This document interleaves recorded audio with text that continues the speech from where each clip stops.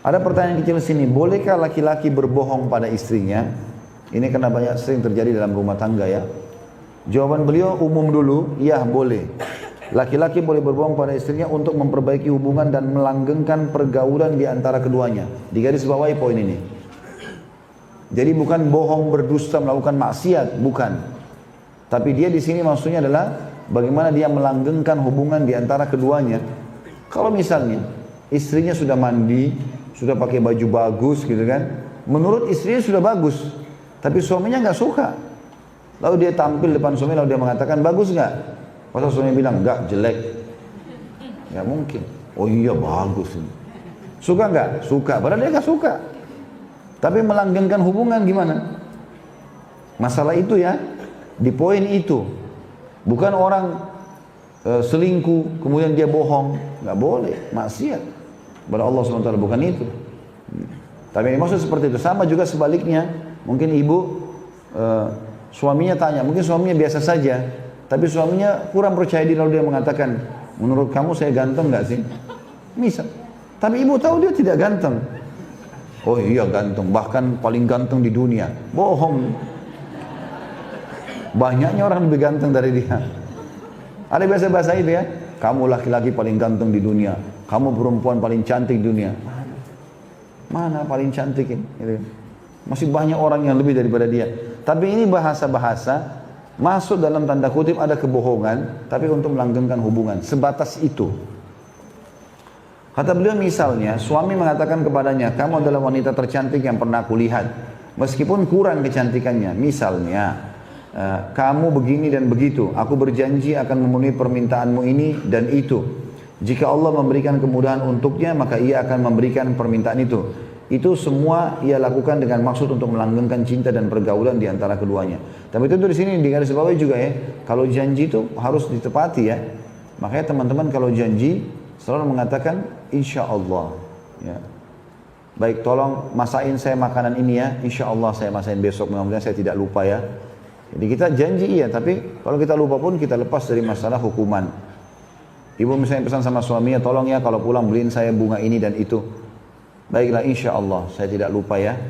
Dan ingat teman-teman, dalam mekanisme lapangan, dalam rutinitas sehari-hari, masalah teknis saya sudah selalu ulang-ulangi kalimat ini.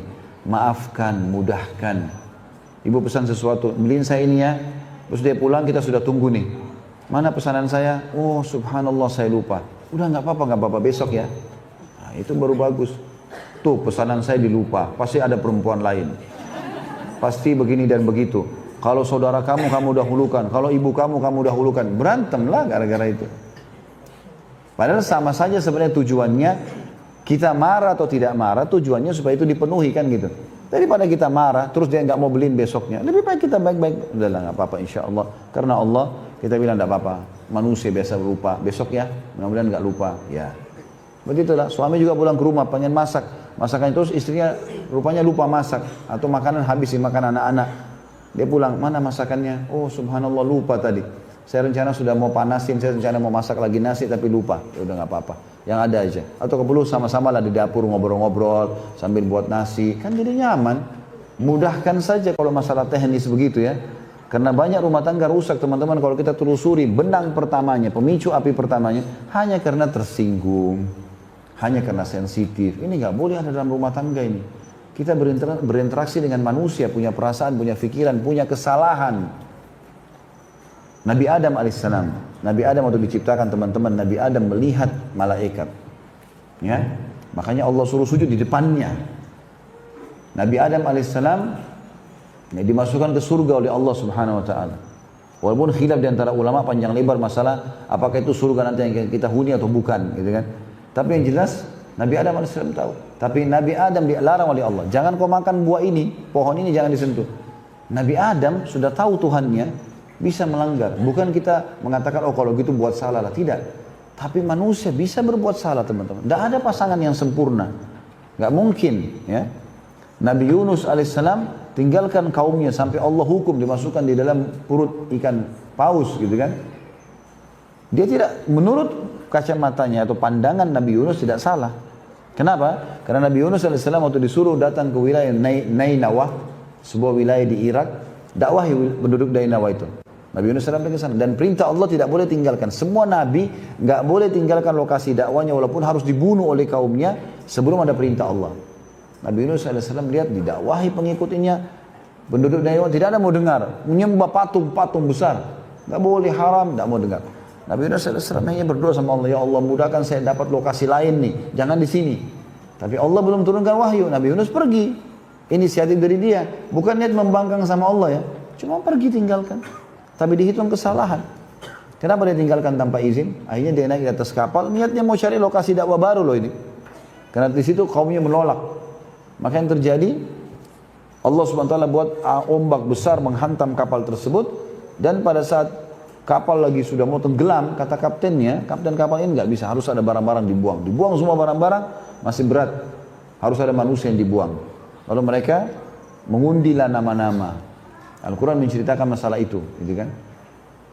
Kalau Nabi Yunus ini disebutkan dalam Al-Quran nama lainnya Zannun julukannya. Maka dia pun diundi-undi keluar namanya Nabi Yunus SAW. Orang-orang di kapal pertama bilang, oh, ini Nabi Allah nggak mungkin salah. Kita acak lagi, kalau nama yang lain keluar kita buang di laut. Sampai 2-3 kali ternyata Nabi Yunus kalah terus. Nabi Yunus mengatakan akhirnya saya memang berbuat salah. Mungkin ini hukuman dari Allah. Dia berdiri di pinggiran kapal baru mau loncat, ikan paus buka mulutnya, telan dia. Kata Allah SWT apa? Kalau bukan dia termasuk orang yang berzikir kepada Allah, maksudnya dia memohon ampun, ya, maka dia akan tinggal di perut ikan tersebut sampai hari kiamat. Ya. Banyak orang melakukan kesalahan-kesalahan. Jadi manusia itu bisa berbuat salah. Bukan kita benarkan kesalahannya. Salah tetap namanya salah. Tetapi manusia bisa buat salah. Jangan teman-teman berpikir kalau saya berumah tangga berarti saya mau pasangan yang sempurna tidak pernah buat salah. Nggak mungkin. Manusiawi orang buat salah. Tetapi yang benar adalah orang buat salah itu bukan karena disengaja, kemudian dia minta maaf. Kita juga yang benar kita memaafkan. Dan setiap kali ada masalah teman-teman, buka lembaran baru. Udah kita punya masalah nih, selesai urusannya pada saat itu. Udah saling memaafkan, tutup dah lembarannya. Sekarang buka lembaran baru. Seperti kita orang baru nikah, bukan lagi yang lalu-lalu. Gak usah sebut dulu begini, dulu begitu, itu gak usah. Dulu ini sudah selesai. Kata Nabi SAW, at-taubat tajubu ma qablaha, taubat membersihkan semua masa lalu. Itu sudah selesai maksudnya. Karena kita nikah sama manusia, itu penting untuk digarisbawahi. Imam Muslim berkata, rahimahullah, meriwayatkan dari Ummu Kalthum, ia mengatakan, aku tidak pernah mendengar Rasulullah SAW memberikan keringanan sedikit pun dari berdusta kecuali dalam 3 perkara. Seseorang mengatakan sesuatu yang dimaksudkan untuk mendamaikan, seseorang mengatakan sesuatu dalam peperangan atau siasat perang, dan suami berbicara atau berbohong kepada istrinya atau istri berbicara kepada suaminya. Ya. Jadi di sini hadis ini sebenarnya menjelaskan tentang masalah bohong yang dibolehkan, mendamaikan 2 orang yang sedang bertengkar. Misal A sama B lagi bertengkar. Kita mau perbaikin, ini masalahnya besar kalau dibiarkan. Maka kita datang kepada si A, menurut saya si B sudah merasa bersalah, tapi karena dia lebih tua dia nggak mau mulai. Padahal sebenarnya si B nggak bicara apa-apa sama kita. Kita datang kepada si B mengatakan bahwasanya si A ya, juga merasa bersalah, tapi karena dia lebih muda dia nggak tahu harus mulai bagaimana. Kemudian bertemulah mereka saling menyangka kalau ya satu sama yang lain sudah merasa bersalah, maka mereka jadi baik hubungannya. Seperti itulah. Yang kedua adalah orang yang mengatakan atau orang yang mengatur siasat perang. Ya. Kalau ada orang Islam ditangkap oleh musuh, ditawan, lalu ditanya berapa jumlah pasukan muslim, jumlahnya misalnya 500, dia bilang 5.000, siasat perang, maka itu tidak ada masalah. Dan yang ketiga tadi ini, berbicaranya suami istri, tapi dalam hal pujian, melanggengkan hubungan, ya. Jadi bukan kedustaan-kedustaan yang banyak difahami oleh sebagian orang, karena semua rumah tangganya kebohongan-kebohongan yang salah. Kata beliau, jika demikian, bolehkah istri berbohong kepada suaminya? Jawabannya, untuk menunjukkan cintanya kepada suaminya boleh. Sebagaimana dibolehkan bagi laki-laki. Misal, ia mengatakan kepada suaminya, kamu adalah laki-laki paling tampan yang pernah kulihat, meskipun wajahnya kurang tampan. Misal, istri tidak boleh bermaksiat kepada Allah lalu mengkhianati suaminya. Kita berlindung kepada Allah darinya. Kemudian dia berdusta padanya. Tidak boleh istri pergi selingkuh sama laki-laki lain, baru dia bilang, oh kan dalam Islam boleh bohong untuk melanggengkan hubungan. Kamu dari mana tadi? Oh saya dari salon. Padahal dari mana tadi sama laki-laki lain? Nggak boleh ini. Ya. Ini haram. Wanita yang suka berdusta pada suaminya baik dalam perkara kecil maupun besar, maka suami tidak merasa aman di sampingnya. Karena Nabi SAW memperingatkan agar jangan berdusta. Sebagaimana diriwayatkan oleh Imam Bukhari Muslim, Nabi SAW bersabda, "Inna sidqa yahdi ilal bir, wa innal birra yahdi ilal jannah, wa innal rajula la yasduqu hatta yakuna siddiqa, wa innal kadhiba yahdi ilal fujur, wa innal fujura yahdi ilal nar, wa innal rajula la yakdhibu hatta yuktaba indallahi kadzdzaba." Sesungguhnya kejujuran itu menuntun kepada kebaikan dan kebajikan itu menuntun kepada surga. Orang kalau jujur, dia akan selalu baik. Walaupun pahit awalnya, tapi aman. Saya salah. Kamu begini ya, selesai. Clear pada saat itu kan. Walaupun berat, tapi selesai. Akan menuntun kepada kebajikan, jujur itu. Sesungguhnya jujur akan menuntun kepada kebaikan dan kebaikan akan menuntun ke surga. Seseorang benar-benar berlaku jujur hingga ia menjadi orang yang jujur.